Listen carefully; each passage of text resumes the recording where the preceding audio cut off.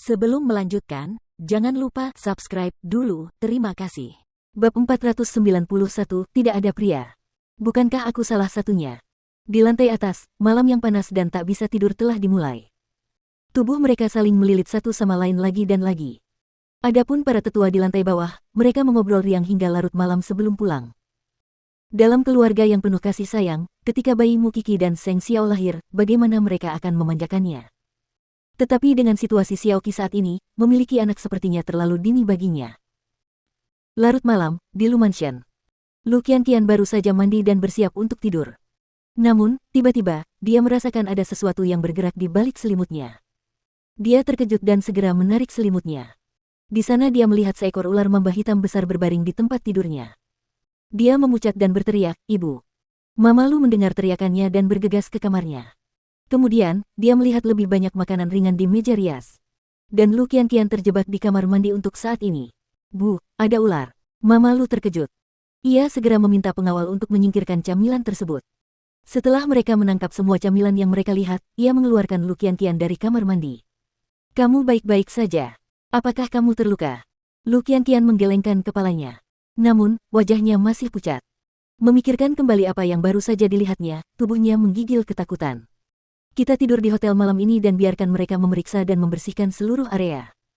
Kalau tidak, kamu tidak akan bisa beristirahat dengan baik." Mama Lu dan Lu Qianqian memesan hotel di dekat situ. Baru ketika dia duduk di sofa, Lu Qianqian tenang dan mulai berpikir. Pasti ada yang sengaja melakukan ini. Kita akan membahas masalah ini besok. Mama Lu memeluk Lu Qianqian dan membujuknya untuk tidur. "Tidurlah. Kamu masih harus pergi ke perusahaan besok. Tetaplah kuat, aku di sini untukmu." Lu Qianqian memeluk Mama Lu. Tangannya masih gemetar. Tidak ada laki-laki di keluarga itu sekarang. Dan hanya mereka berdua di keluarga itu, mereka mudah diganggu karena mereka terlalu lemah untuk melawan. "Ibu, apakah ibu tidak takut? Jika aku takut, siapa yang akan mendukung kita?" Mama Lu menepuk punggung Lu Qianqian. Lu Qianqian menitikkan air mata. Namun, dia tidak membiarkan dirinya menangis. "Lebih baik aku tidak mencari tahu siapa yang melakukan ini. Atau, aku akan membalasnya 2 kali lipat. Paman-pamanmu tidak bisa berbuat apa-apa padamu sekarang. Jadi mereka hanya bisa menggunakan trik-trik kotor ini untuk membuat kita jijik." "Baiklah, sudah malam, ayo tidur." Lu Qianqian mengangguk. Ia menahan rasa takutnya dan memejamkan mata.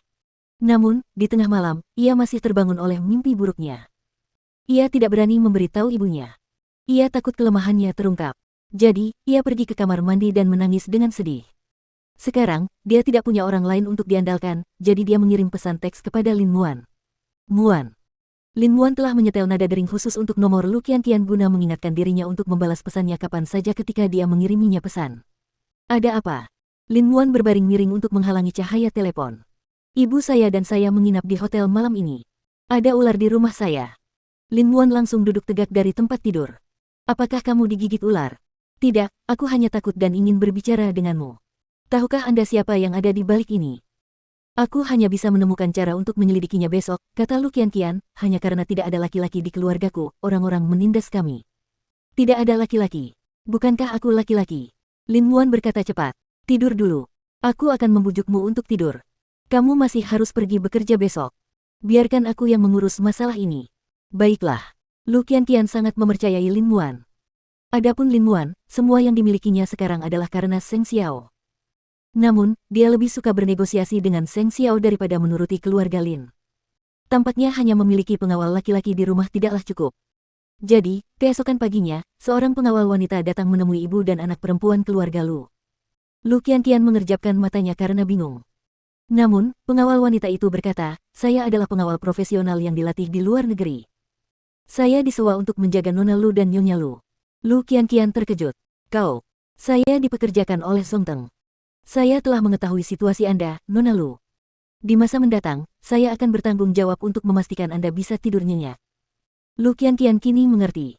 Pasti Lin Muan yang mengaturnya. Sebenarnya, untuk membalas budi Seng Xiao, Lin Muan melakukan pekerjaan terkait kepenulisan untuk Song Teng, menggunakan keterampilannya sebagai penulis. Dan dia kembali menulis buku, tetapi tidak menggunakan nama pena lamanya, Lin Muan. Dia bertekad untuk meninggalkan nama itu. Dia berencana untuk mendapatkan sejumlah uang untuk melakukan investasi. Dia tidak ingin menjadi gigolo yang tidak berguna. Ia harus memiliki status yang sesuai dengan lada kecilnya. Bagaimana Muan tahu tentang ini secepat itu? Mama Lu menatap pengawal wanita itu dengan bingung. Aku sudah memberitahunya tadi malam. Mama Lu mengangguk dan menepuk bahu putrinya. Karena itu niat baik Lin Muan, kamu tidak boleh menolaknya.